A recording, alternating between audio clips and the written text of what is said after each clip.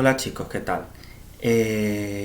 Vamos a hablar ahora de las preguntas tipo MIR, ¿ok? Que es la mejor manera de repasar y de fijar los conocimientos de las clases que hemos visto anteriormente, las dos clases, tanto de fisiología como semiología cardíaca.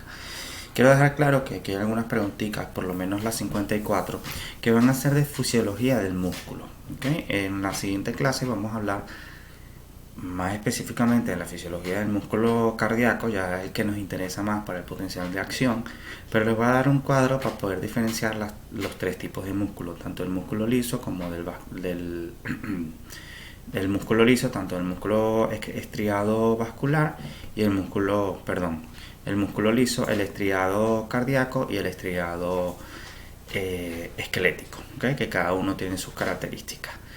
Vamos a empezar con la pregunta 54 que tiene que ver con eso.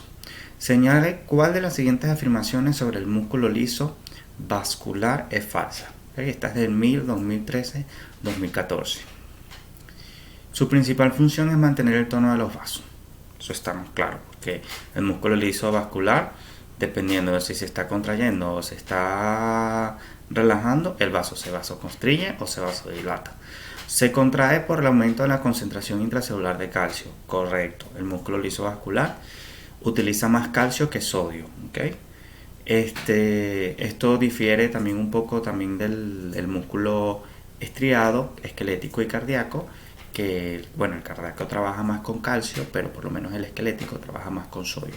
De todas maneras, eso lo vamos a ir viendo. Su contracción está controlada por la unión del calcio a la troponina. Esto es un detalle muy específico, pero en realidad es a la tropomiosina. La troponina es del músculo estriado. De todas maneras, ya como les dije, lo pondremos hincapié.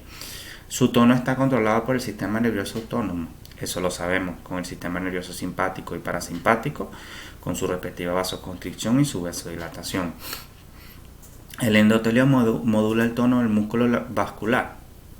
Sí, por supuesto, porque esa es la capa donde está, no es la capa, sino que es la parte la capa del vaso en que se sintetiza determinados componentes tipo óxido nítrico, histamina, que favorecen la vasodilatación, o sustancias que favorecen la vasoconstricción.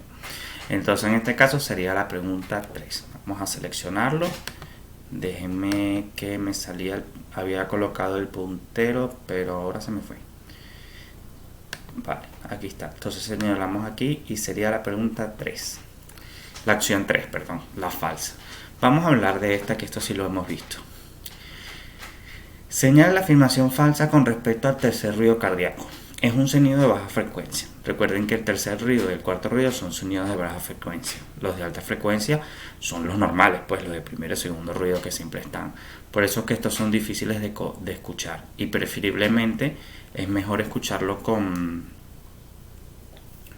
la campana, que la membrana del fonendoscopio. En cambio, los sonidos de alta frecuencia, lo contrario.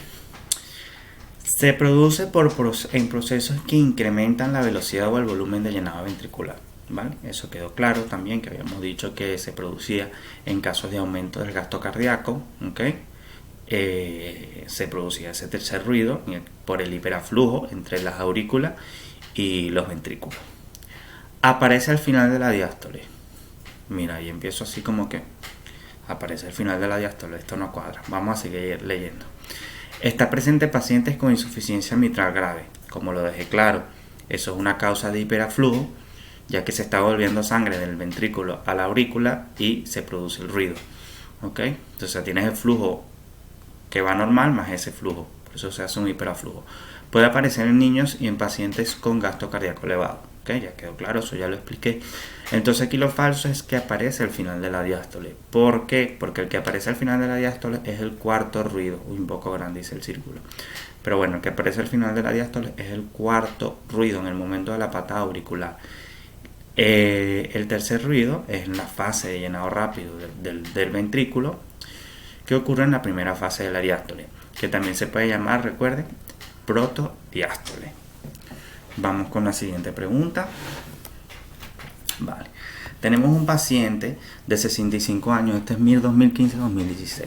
Un paciente de 65 años que presenta disnea progresiva de 5 días de evolución hasta hacerse de reposo, ortopnea de 3 almohadas y episodios de disnea paroxística nocturna.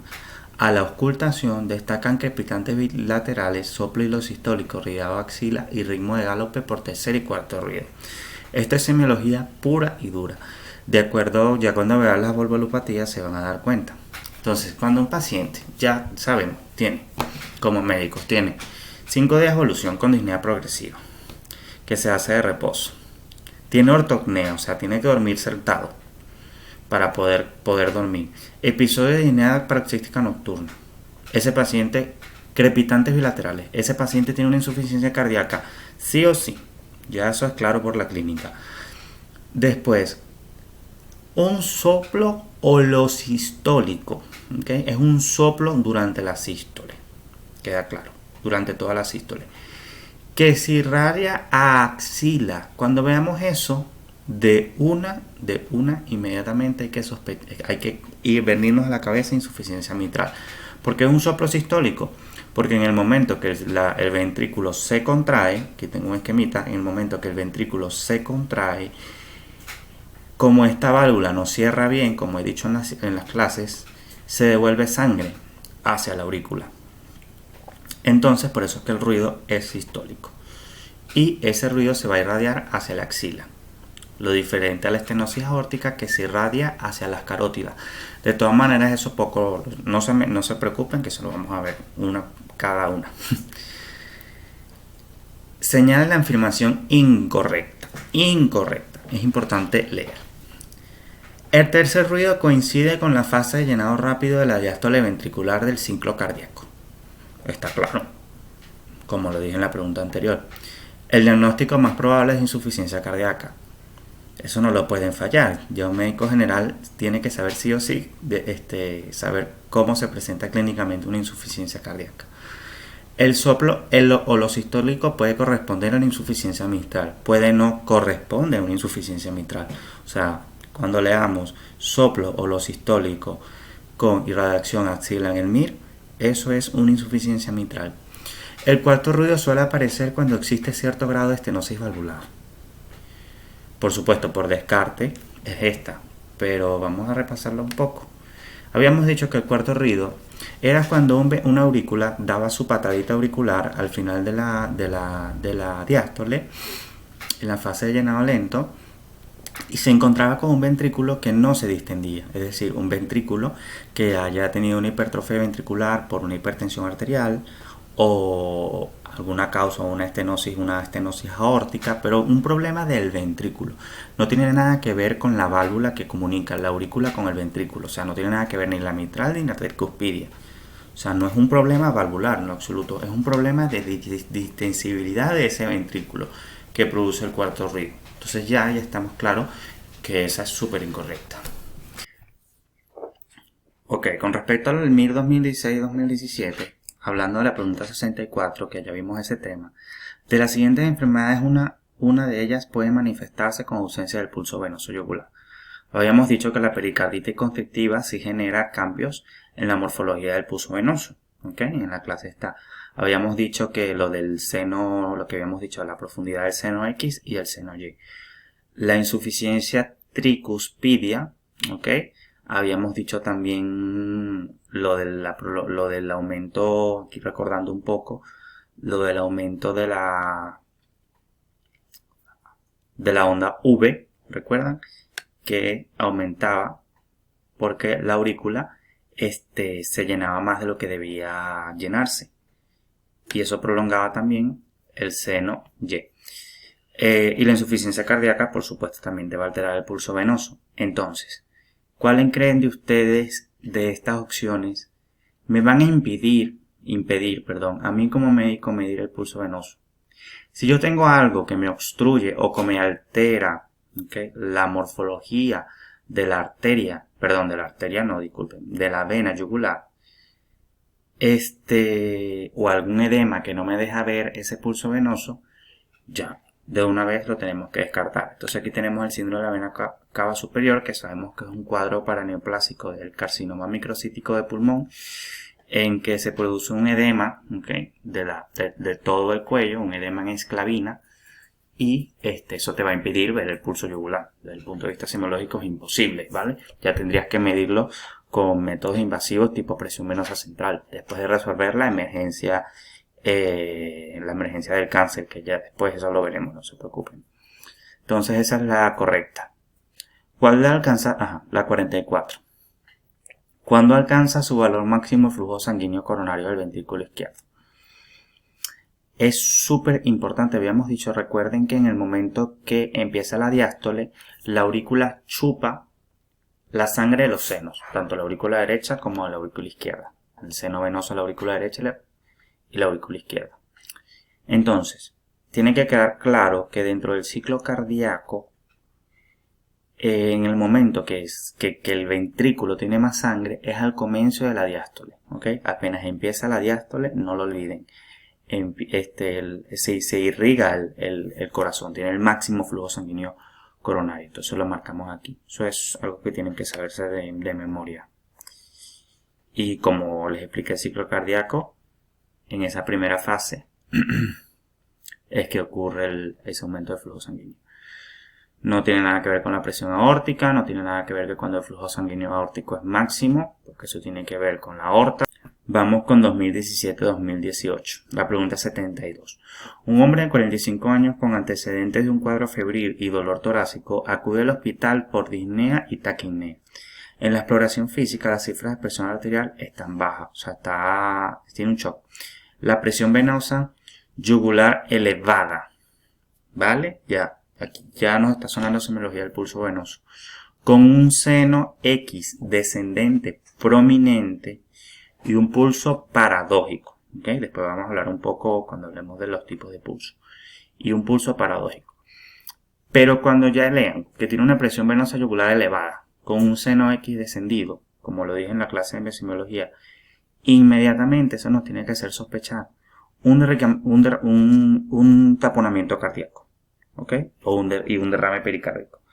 Entonces, también está la pericarditis constrictiva, pero vemos cómo está el paciente. El paciente se está chocando por un taponamiento cardíaco, o sea, tiene una presión arterial baja. Entonces, por eso sí nos tiene que ir el ojo a esa opción. Pero, sencillamente, con la semiología ya sabemos que eso tiene un paciente, tiene un derrame pericárdico con el taponamiento cardíaco, por la semiología y obviamente por la clínica del paciente.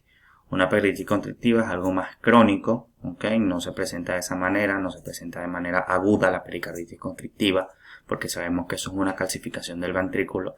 Un infarto tampoco, porque un infarto no te hace semiología del pulso venoso, y una miocardiopatía dilatada tampoco. De todas maneras, eso lo veremos más adelante. No se asusten.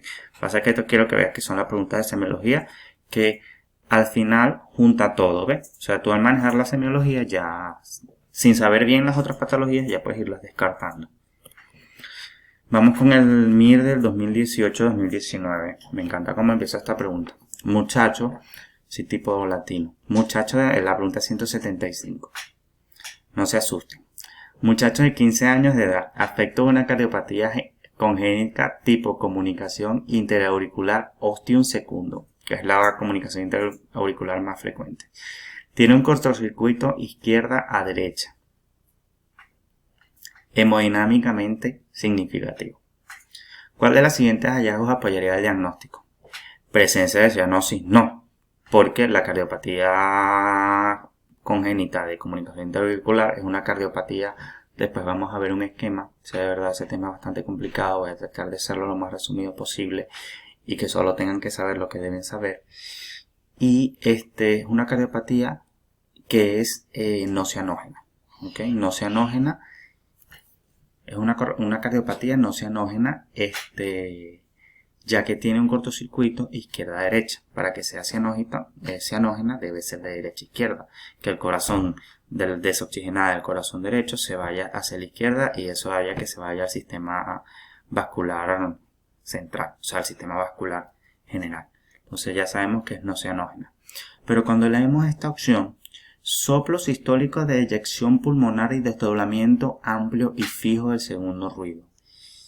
Aquí no voy a entrar en detalle. Yo solo quiero que quede claro exactamente que cuando nos dicen que el paciente tiene un soplo sistólico de eyección pulmonar y desdoblamiento y fijo, desdoblamiento amplio y fijo del segundo ruido, eso es sí o sí comunicación interauricular. ¿Okay? Quédense aquí grabados en la cabeza.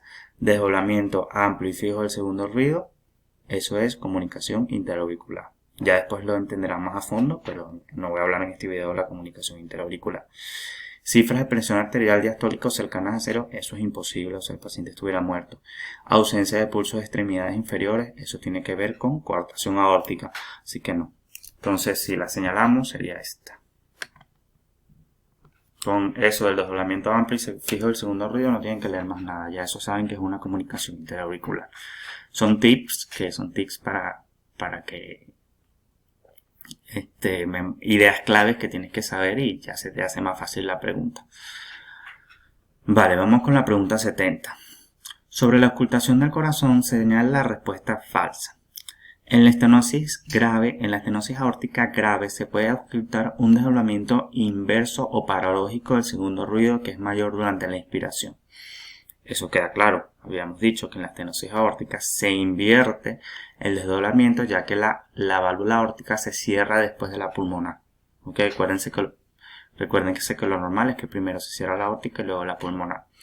En la insuficiencia aórtica se puede expulsar un soplo mesodiastólico de baja tonalidad del foco mitral. Esto, bueno, lo ven un poquito complicado ahora, pero cuando explique la valvulopatía, como ya he dicho, un paciente, por ejemplo, que tiene una estenosis mitral, va a tener un soplo sistólico porque el ventrículo no se va a poder vaciar bien. O sea, al momento de contraerse y tiene un obstáculo, eso produce un sonido, produce el soplo.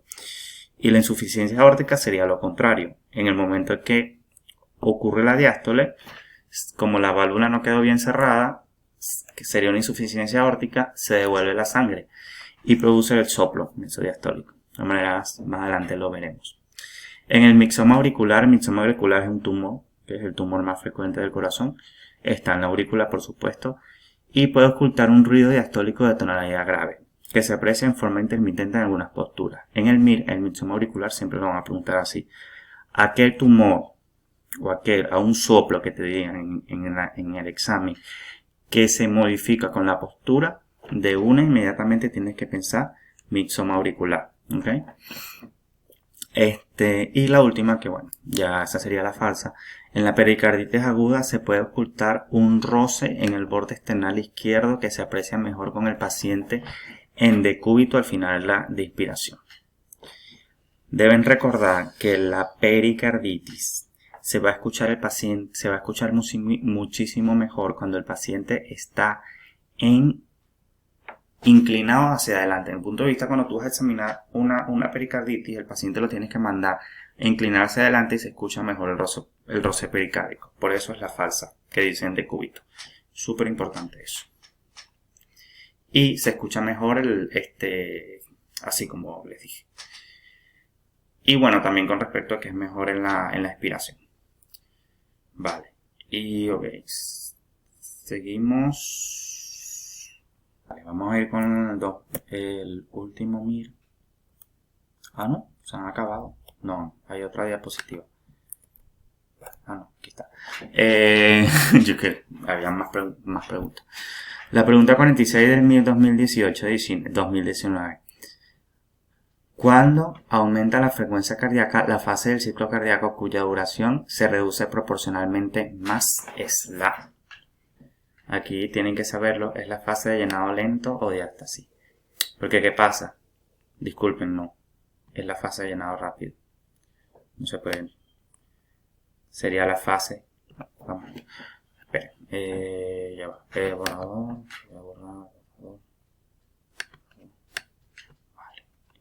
Ok, chicos, con respecto al MIR 2018-2019, tenemos la pregunta 46, que cuando aumenta la frecuencia cardíaca, la fase del ciclo cardíaco cuya duración se reduce proporcionalmente, más es la fase de llenado auricular rápida, porque es una fase que es pasiva, ok, que ocurre mismísimamente por perdón, por la modificación de presión entre la ventrícula y la aurícula y no hay ninguna contracción ni nada. Entonces, como no tiene actividad en ese momento, es la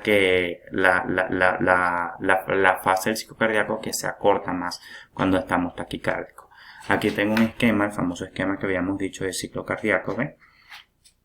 ¿Dónde está el puntero? Aquí está. Entonces fíjense lo que yo les había dicho, que el corazón trabaja por presiones. Aquí están las presiones del milímetro de mercurio y empieza con una presión de al menos, más o menos 5 milímetros de mercurio y va subiendo y logra vencer la presión de la válvula aórtica entre 85 y 90 milímetros de mercurio, luego baja y así sigue el ciclo. Entonces quiero que quede claro, ¿okay? Eso también es una idea clave, que sepan que durante la fase de llenado rápido es la única fase del ciclo cardíaco que se hace más corta durante la taquicardia. El resto de las fases mantienen el mismo tiempo, porque es una fase que es pasiva, el resto de las fases son activas. Vale chicos, vamos a continuar con el MIR 2018-2019. Aquí tenemos la pregunta 8. Hombre de 61 años consulta tiene imagen. Por fatigabilidad progresiva, sensación de plenitud abdominal, debilidad muscular y pérdida de unos 8 kilos de peso en el último año. Es originario de Pakistán con barrera idiomática que dificulta el interrogatorio. Es fumador activo, refiere cuadros catarales frecuentes, sin otros antecedentes de interés. A la exploración física destaca por su delgadez y un tinte entérico de esclerótica. Presenta ingurgitación yugular, que parece aumentar ingurgitación yugular, ¿ve? Ingurgitación yugular, aquí está la semiología, que parece aumentar en inspiración. Hepatomegalia de 3 centímetros por debajo del reborde costal derecho, matidez desplazable en flancos y leve edema bimaleolar. La grafía lateral de tórax es la que se muestra en la imagen. Independientemente que se deba realizar un estudio de profundidad de los diversos problemas detectados en la historia de la exploración, ¿cuál de las siguientes pruebas es la mayor utilidad para realizar a continuación? Vale, esta pregunta está complicada, nos puede hacer confundir, ¿ok? Hay que utilizar la imagen porque, claro, estamos viendo con un paciente con hepatomegalia y ictericia, entonces no podemos ir a serología de hepatitis B y C, entonces confundiéndonos, o una ecografía abdominal. Entonces hay que utilizar la radiografía, nos las están dando por algo en este caso. Muchas veces en la pregunta de imagen, la imagen no hace falta, pero en este caso sí. Entonces tenemos lo más característico, es esta presente ingurgitación yugular que parece aumentar en inspiración. Entonces quiero que aquí vean lo que yo le había dicho en la clase. Esto es un paciente con pericarditis constrictiva. Lo que he dicho yo en la clase, que se generaba como una calcificación a nivel de la pared del corazón. No sé si la logran ver, es esta línea que no sé para qué hice la raya, pero bueno, es esta línea que está aquí. Esa calcificación genera la pericarditis constrictiva, y como estamos viendo un problema cardíaco, claro, hay que verlo muy bien porque el resto no se vea normal. Esta calcificación aquí es lo que nos hace a nosotros a marcar TAC de tórax. Es una pregunta complicada, pero bueno, si ven la imagen y la conocen bien y ven esa calcificación y usan la semiología, se les hace mucho más fácil la pregunta. Pero bueno, es una pregunta complicada. Vamos con el MIR 2020-2021, que fue el último, el 27 de marzo. Vamos con la pregunta 136. ¿Cuál de las siguientes maniobras exploratorias del corazón cuando es la que presenta... De entre las diferentes maniobras exploratorias del corazón, ¿cuál es la que presenta menor rentabilidad diagnóstica, sensibilidad y especificidad? Recuerden que sensibilidad es la capacidad que tiene una prueba diagnóstica para determinar que el resultado positivo sea de un paciente enfermo, y la especificidad es lo contrario, que el resultado negativo sea de un paciente sano. De todas maneras, más adelante hablaremos de ese concepto cuando hablemos de estadística, que eso falta mucho aún. Entonces, fíjense aquí, esto es una pregunta muy difícil que pudo haber hasta fallado un cardiólogo, la verdad, es una pregunta muy loca que seguramente la habrán sacado de los años 50. Que quiero dejar claro aquí, no sé si la impugnen, porque la verdad las cuatro cosas se hacen, pero según el ministerio el que tiene menor rentabilidad es la percusión cardíaca. Cosa que no estoy de acuerdo, porque en la inspección podemos ver si el paciente tiene un latido donde no es por una miocardiopatía dilatada, si el paciente tiene una agitación yugular, todo eso, si el paciente tiene alteraciones en el tórax, etc. Palpación del área precordial también para el tono, para el latido, en caso de ver dónde está el latido del ventrículo izquierdo. La percusión cardíaca, según el ministerio, no, pero eso también se utiliza, por lo menos un paciente que tenga un enfisema subcutáneo o un paciente que, por ejemplo, tenga un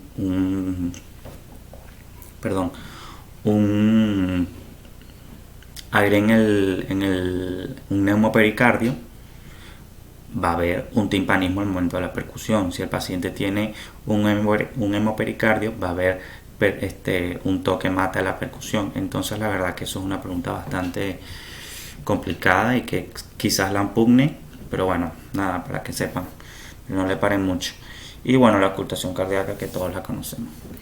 Y esta es otra pregunta de fisiología, que es la pregunta 28. En cuanto a las interrelaciones entre la presión de flujo y la resistencia de los vasos sanguíneos, señala la inflamación incorrecta. Esta información es directamente sacada de un libro de fisiología, la verdad, copia y pega. Pero bueno, no hice enfoque y no se va a hacer enfoque en fisiología tan profunda, porque eso no, imagínense, no terminaremos. Pero bueno, nada, con conocimientos básicos yo pienso que se puede basar. La resistencia es directamente proporcional a la diferencia de presión e inversamente proporcional al flujo. Eso fisiológicamente, por las clases que hemos visto, sabemos que la resistencia es directamente proporcional a la diferencia de proporción. Y si hay más resistencia, va a haber menos flujo. O sea, eso es también un poco de lógica. Hay que, como digo, entenderlo y poco a poco leer con calma y vas a ir descubriendo. En el flujo laminar, la velocidad del flujo en el centro del vaso es mayor que en los bordes exteriores. Eso ya es fisiología básica. Recuérdense el flujo laminar, que está el vaso, ¿okay? Y en la parte interna, recuerden que en los libros eran como varias flechitas. La longitud de la flecha es la velocidad y en la parte interna las flechas eran más largas. Y esto dentro de la fisiología es lo que dice la opción 2, que la velocidad del flujo del centro del vaso es más rápido que en los lados laterales. Cambios pequeños en el diámetro de un vaso provocan cambios importantes en su conductancia. Recuérdense que la conductancia es como la capacidad, o sea, lo que puede contener de sangre ese vaso. Esa sería la falsa, ahora explico. Y si se añaden vasos sanguíneos en paralelo en circuito, aumenta la resistencia vascular total. Esto es de lógica. Si por ejemplo, si yo tengo un solo vaso y tengo 1000 vasos, o sea, bueno, 1000 vasos no, 5 vasos, 3, 4, o sea, que vayan hacia la misma, que irrigan la misma zona, el ponte el mismo músculo. Si yo añado más bases en paralelo, o sea, por lógica, por supuesto, esto va a hacer que disminuya la resistencia vascular, porque tengo más vasos que están irrigando ese músculo o ese órgano. En cambio, lo contrario, si yo tengo... Recuerden que nuestro cuerpo es inteligente. Si se obstruye una arteria, él genera un circuito paralelo. Pero si por lo menos no ocurre una patología o algo, ya sí sería... Nos añaden vasos y la resistencia vascular total, la resistencia vascular va a estar aumentada. ¿Okay? Pero eso es lo fisiológico, lo que les expliqué. Y cambios pequeños en el diámetro por descarce de un vaso que provocan cambios importantes en su conductancia, o sea, no, eso es incorrecto. Entonces, 3, que sería la falsa, que dice que cambios pequeños en el diámetro, vamos a colocar el pintero otra vez que se me ha perdido, que serían cambios pequeños en el diámetro de un vaso, provocan cambios importantes en su conductancia. Eso es falso, porque la conductancia tiene que ver con la facilidad que tiene el flujo sanguíneo de pasar a través de un vaso. Es lo contrario a la resistencia, ¿vale? Entonces es importante, o sea, a menos que haya algo que esté obstruyendo el vaso, eso hace que altere la conductancia, pero en este caso no. Y son cambios pequeños, así que sin ningún problema. Entonces por esto sería la incorrecta. Bueno, muchas gracias chicos, estas son todas las preguntas. Son pocas porque de semiología y biología hay muy pocas. Pero bueno, espero que haya quedado claro y cualquier duda hacérmelo saber y preguntármelo. Hasta luego.